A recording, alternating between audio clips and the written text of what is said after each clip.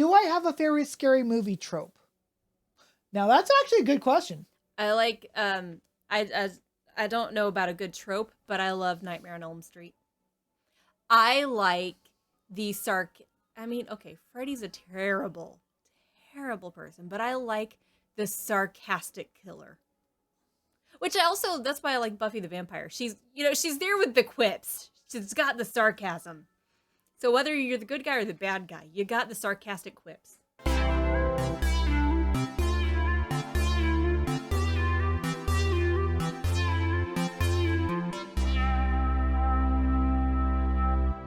Once you get to like what was it? The last one. The Freddy's Dead.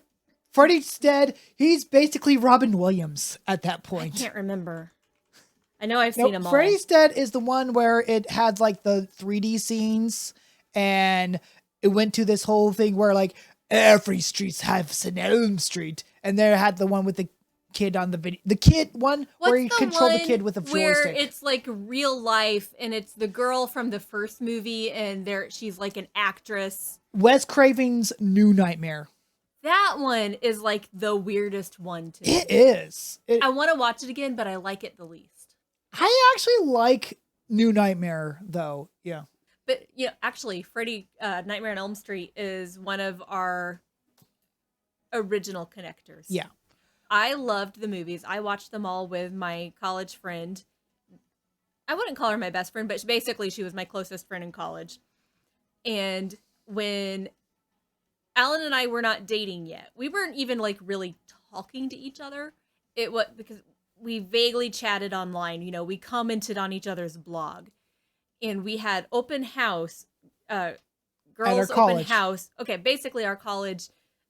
One night we had open house in the girls' dorms for the guys to come visit. Another night we had open house in the guys' dorms for the girls to come visit. So open house in the girls' dorms, I was like, I'm gonna be watching. I was specifically trying to lure him to come visit. This was our early flirting. Yeah. I was trying to lure him because he'd mentioned interest in the Nightmare on Elm Street movies. So I'm like, I'm going to be watching Nightmare on Elm Street during open house if anybody wants to come watch. And he's like, hey, I might drop by. He came by at the last half hour of it. Was it the first movie or the second movie? First movie, because I know, she was getting ready to fall asleep and Johnny Depp just got killed. Okay, so Johnny Depp. That tells you which movie it was. Yeah. But he came in. And it was really awkward. He just sat there on the floor while watching it. And then it ended. And he left. Yeah. Yeah. Best way to flirt is murder? Yeah. Yes. But I think my favorite tropes, I think it's not my first, it's not my absolute favorite trope, but it's like one that comes to mind and I do enjoy it. It's like whenever the character is like, exclaims, I'm not dead, I'm still alive. Or basically, it's like, I basically have some form of saying, I'm going to live forever. It's like, this is like this character is at this high and cannot. And basically, it's not like a slow death, but it's pretty much one of those instant deaths. I think for me, probably, I don't know what you would call this trope, but like where they're aware of like, oh no, this is what happens in the horror movies. This is, almost a fourth wall breaking, but not quite. I would say it's more the Scream effect. Well, okay. Because Scream does it. Before I saw Scream, the movie Evolution with Orlando Jones. Mm-hmm. Orlando Jones' character says, he's like, oh, I've seen this movie. The black man dies first.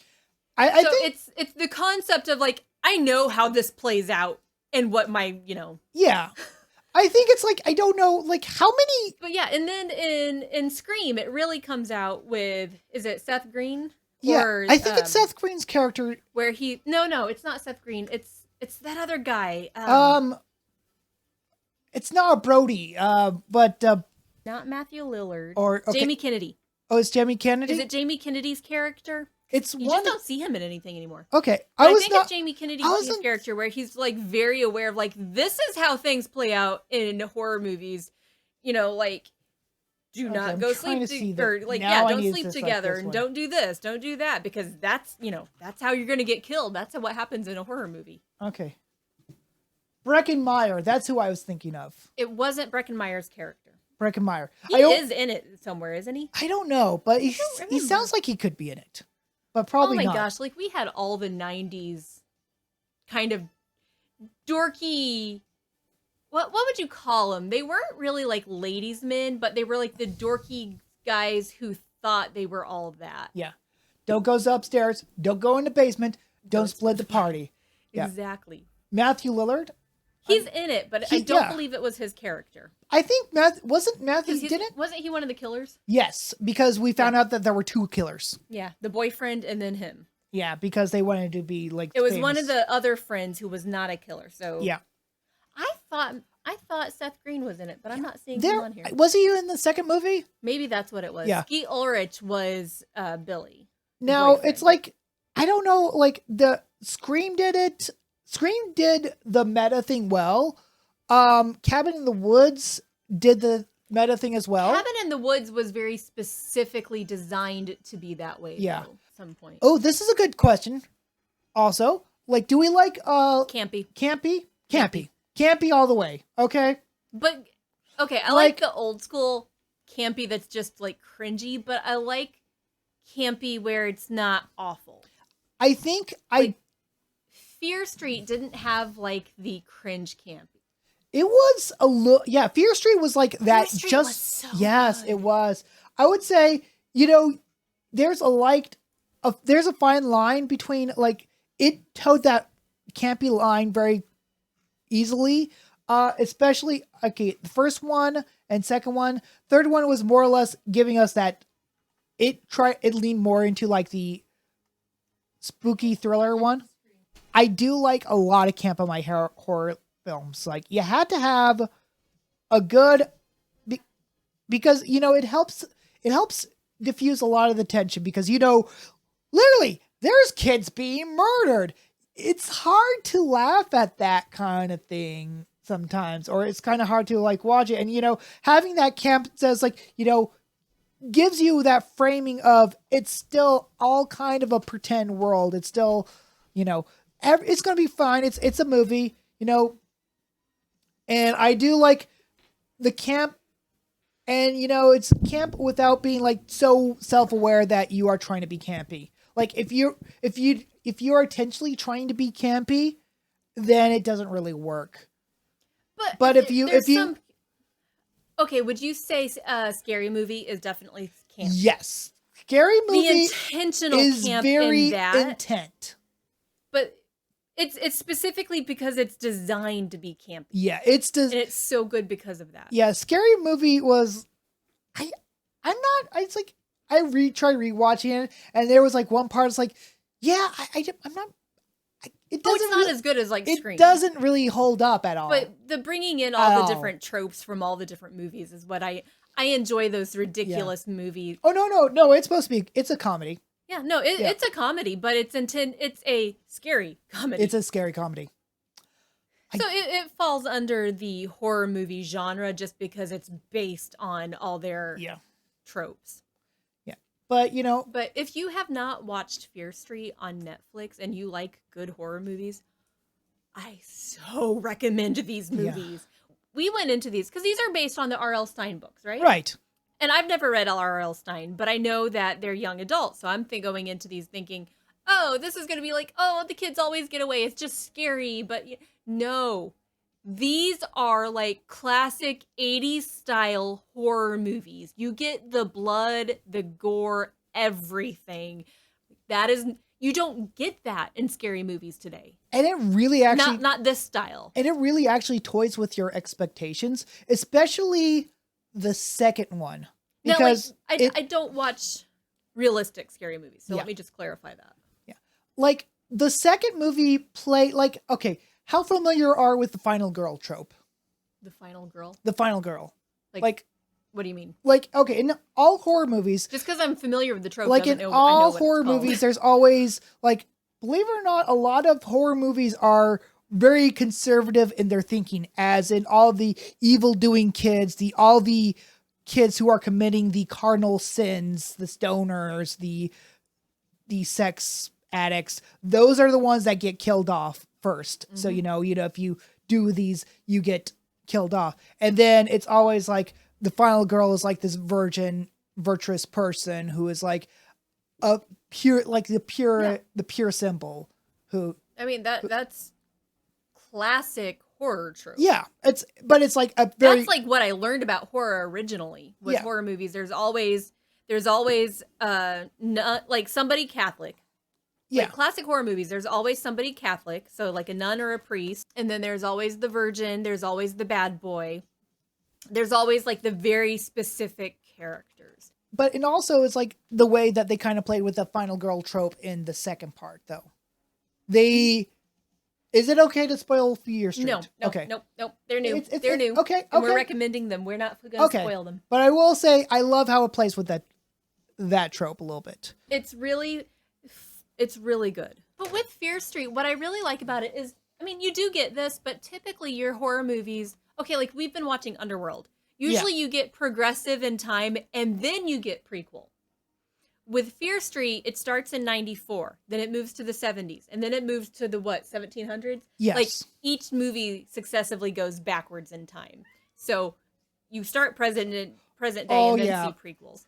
Where everything else you tend to get, here's the story, here's more story, here's more. Now you get to find out about the origin. Yes. It is a loop.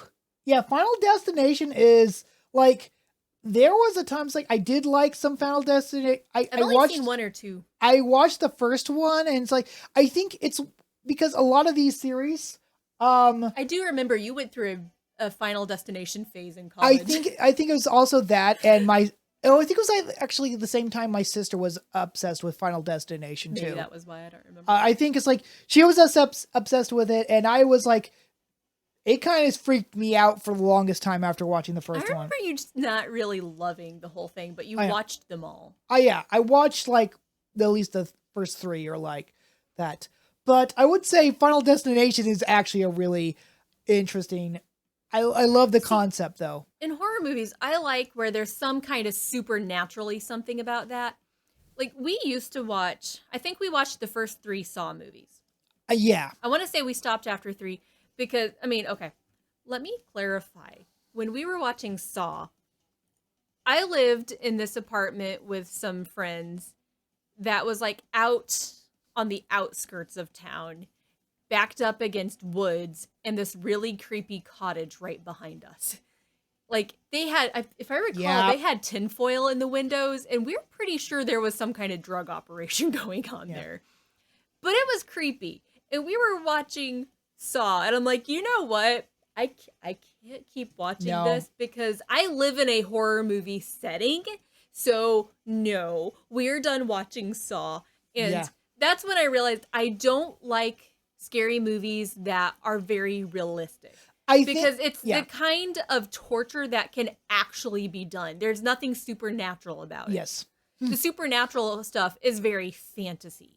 Jason's Burger Shack actually sounds like a good name for a burger joint. So, horror movie themed burger joint? Yes. Excellent. Jason's Murder Shack. Burgers to die for. Business idea. Go take what you want. So and open it. But it also helps in a pandemic because everybody wears masks anyway. So servers wear masks. Every time I see somebody in a black mask, if they've got, their hair, down just like this, it's like Bucky. Yeah. But I think there was a very, like during the Saw era, there was like a big period where, it was like torture movies was the big thing. Like you've got The Hills Have Eyes, which I've never seen. The ones where people are abducted and tortured, I'm just like, yeah, nope. That's the kind of stuff that can happen in reality. I ain't. There's this movie I saw advertised, and I think it's on one of the streaming services, and I want to look into it a little bit more because I think it's more supernaturally than realistic. But these people, I don't remember, but basically they all kind of get called into this area where they can't escape, but there's these people.